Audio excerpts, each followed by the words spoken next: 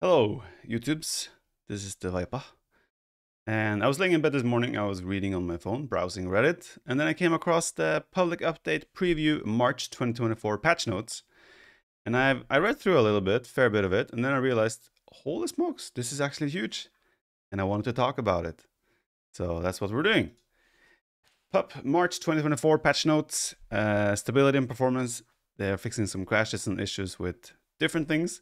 I'm gonna focus mostly on the things I'm personally interested in, but keep in mind, the link will be in the description of the video. So if you want to read through every single nitty-gritty detail, also with the campaigns and all that stuff, you can do that yourself.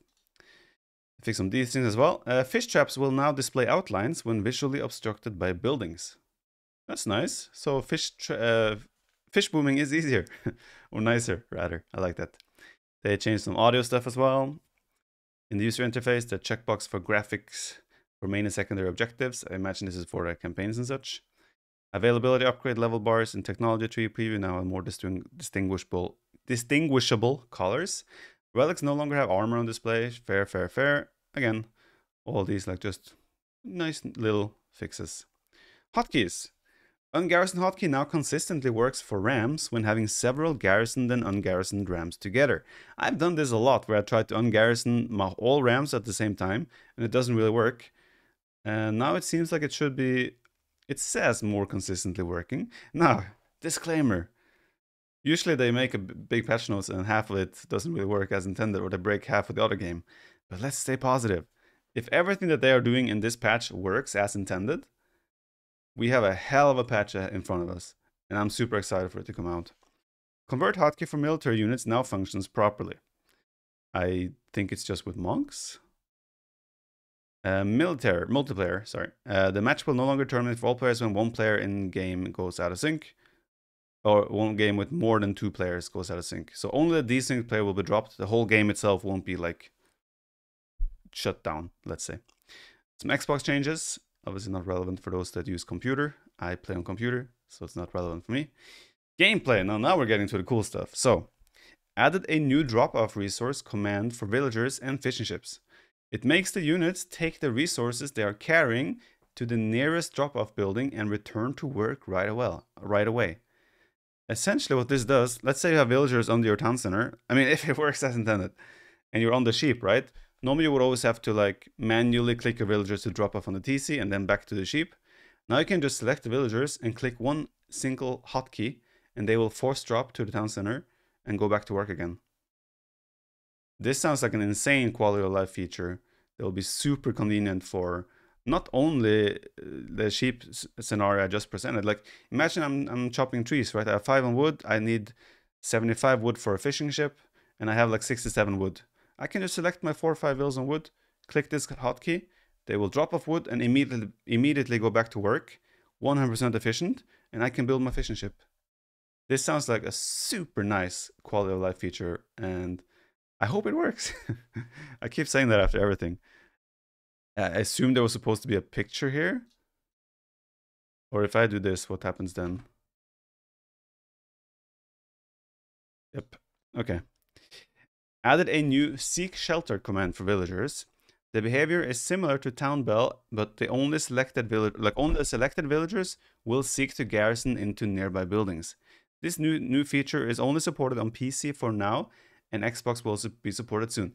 This is what they had in AoE4, which I thought was a really nice feature, where if you want to make sure certain exposed villagers garrison, you can select only those, click a key, and they will go to the closest tower or town center or whatever. I thought it was a really nice feature then. This is going to be great. Essentially, you can use that now instead of Town Bell. You don't have to manually garrison the vills yourself. You might have to do some micromanagement there when you have specific wounded villagers that you want to make sure gets into the building and such, because not all building will have every like space for every villager, right? I'm not sure if the game is going to be smart enough to be like, okay, 15 vills can go inside the town center, 5 can go inside this tower, or will like everyone just go to the closest building regardless of whether there's space or not. We're gonna have to wait and see on that, but this also sounds like a super nice feature to me. Added a new all back to work command for garrisonable buildings. The command sends back to work all garrison villagers from this building and all nearby buildings within 25 tiles range. This new feature is only supported on PC for now. So essentially you can select the town center and say go back to work, and it will also send villagers in the buildings around back to work. Also seems nice. Units in line formation will only regroup into a column after a move or attack move command of more than 30 tiles instead of 10 tiles previously. What they mean is that like when you're in a column, you're like in a like it will be like, let's say you have 12 units, you will have 2 lines of 6 walking in a straight line. Instead of being like a wide line, they will be like a how do you say it? A longer line, thinner line. And now it's going to be 30 tiles instead of 10 tiles. But with patrol, you will always go into a column regardless. So that's also a good change in my opinion. It makes the line formation more consistent, I would say, and it won't behave weird, let's say, or less often rather, depending on your clicks. So upon ringing town bell, villages, there's a missing R there, that have no available garrison slots for them will still walk to the nearest garrisonable building and stay idle. Deactivating the town bell or using all back to work command will send these villas back to their tasks. So even if they go to a building and they just stay outside because there's no room, they would still go back to their task upon ringing or unringing the town bell again. When tasking a group of units to garrison into a siege unit or a transport ship, units will automatically spread themselves out to garrison into nearby siege or transports of the same type. Hallelujah. Have you ever had a scenario where you have like 3-4 transport ships and you want to load units into all the transport ships? You can now select all your units, click one transport ship, and they should spread into the 3-4 transport ships. That's amazing. The old behavior of only garrisoning into the single target is now controlled by holding control when clicking on the garrison target.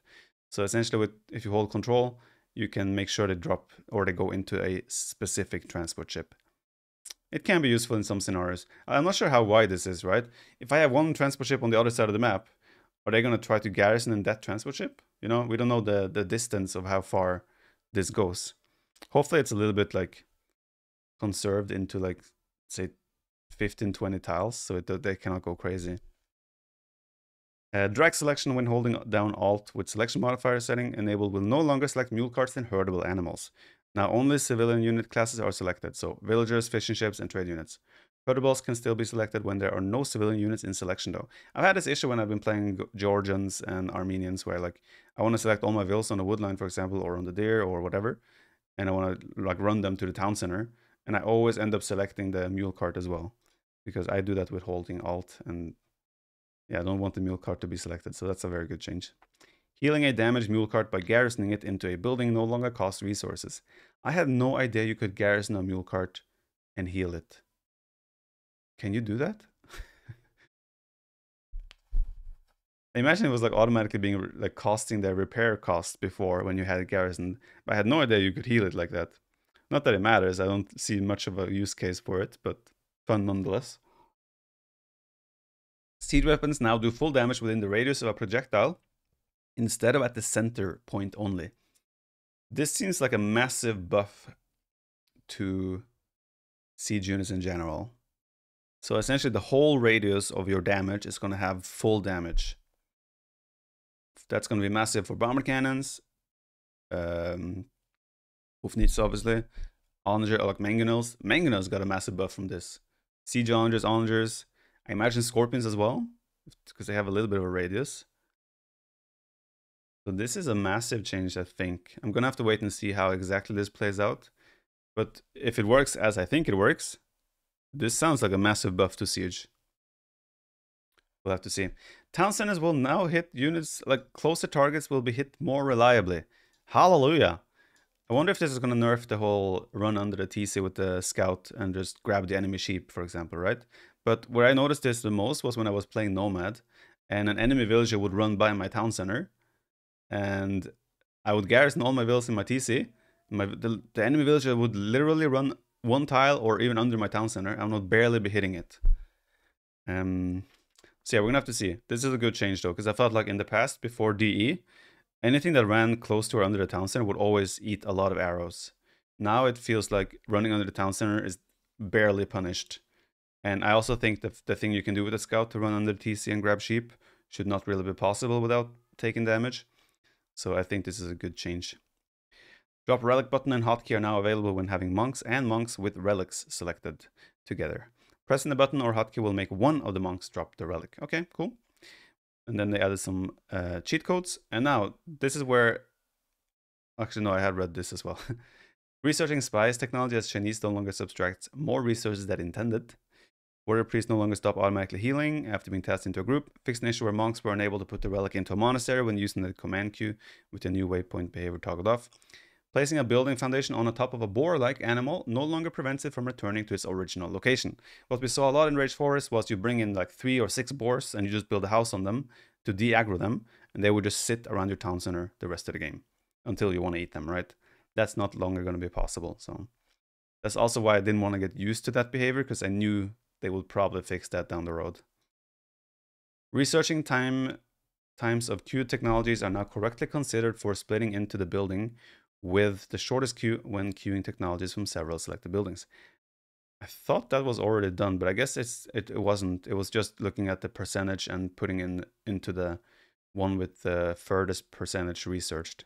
But now it's going to take into account the actual length in seconds it has left, essentially. So that's also a good change. Villagers no longer attack other violent huntable animals nearby when they can't reach the one they're specifically tasked to. I did not know they did this already, but that seems like a good change. Hornings is now changed to saying that they get 1000 extra HP instead of just saying that they get stronger. I like when they give specific numbers like this, because otherwise you're not really sure what you're paying for, you know? So that is good. Range units can no longer get stuck in their firing animation and will fire continuously. Essentially, if you have multiple enemy units, if you retarget, will they start from scratch or will they continue where their last animation left off? This sounds like a massive buff to range units if that's how it's going to work. Because it says right after, right-clicking a target multiple times will no longer hinder range units from attacking the target as expected. But here it says, like, if you right-click the same target multiple times, I think it will continue to shoot without reloading. But I'm wondering if it will also continuously choose whether you're clicking different targets. Feels like it should not, but I'm gonna have to wait and see how this behavior actually works. But this sounds very good for range units for sure. Fishing ships no longer become idle when finishing constructing a fish trap together with a villager. Thank you! The amount of fishing ships I've had gone idle on Rage Forest when I'm trying to fish boom, because I had a villager there that was building a house, finished the house, went to finish a fish trap with the fishing ship. That has been a nuisance, but now that's awesome that that's fixed.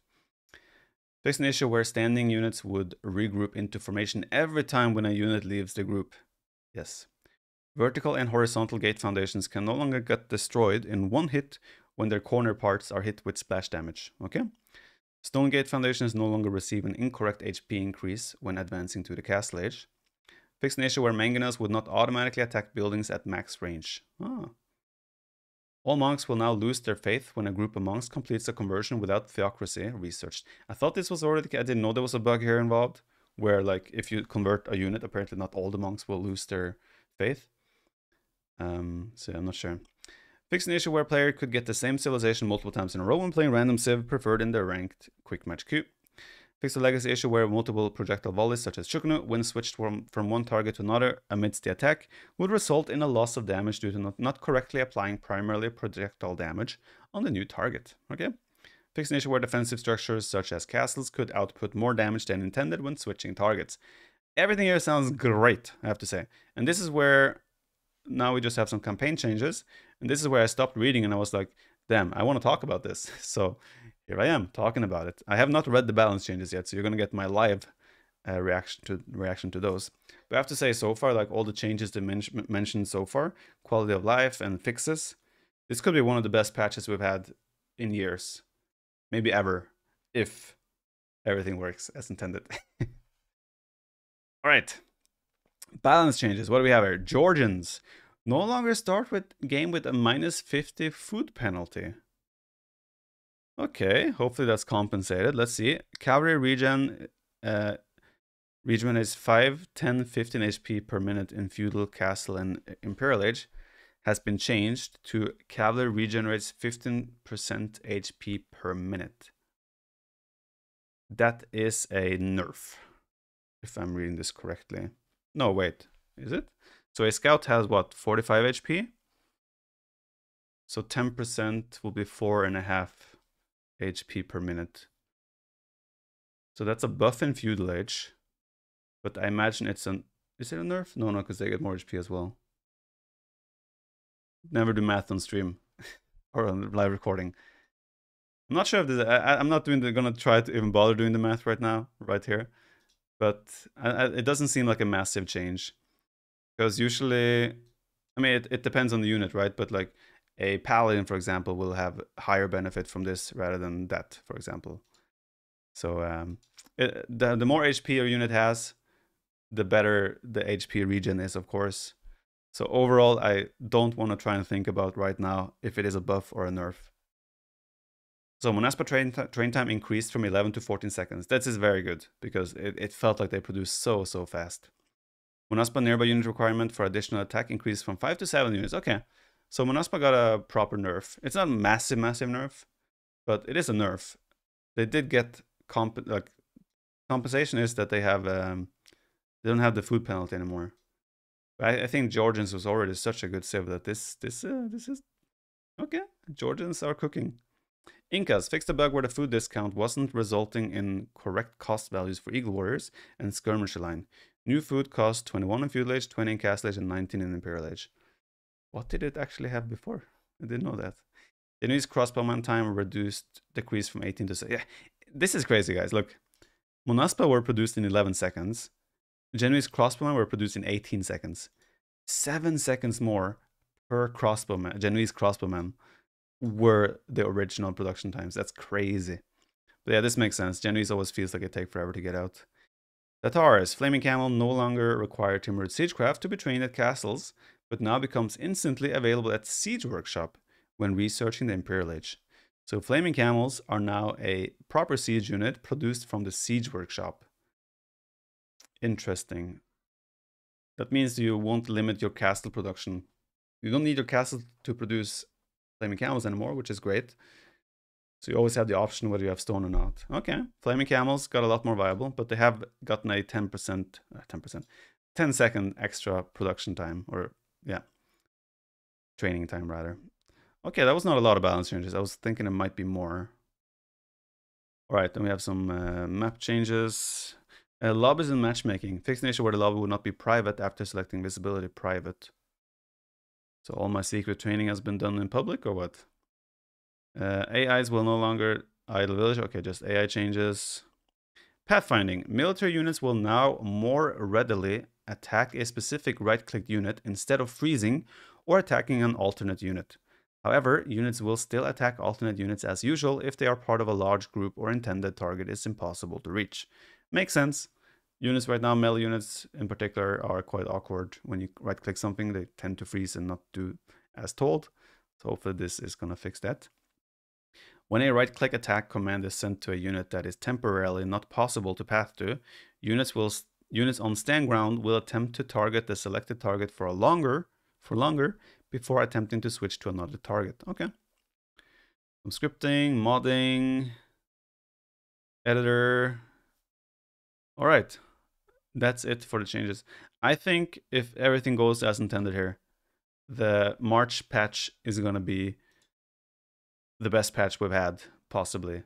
The balance changes are very minor, but all the quality of life and fixes seems really, really nice and really, really good for the game. So this could be one of the better patches we've had. I mean, I'm not going to say best, because I remember there was one in the past that was really good. But yeah, again, if everything works as intended and they don't break other things in the process, I'm very excited for this patch. Hopefully you are as well. Hopefully you enjoyed my thoughts and my input on this. And again, link is in the description if you want to check it out. March patch looks promising. That's all I'm going to say.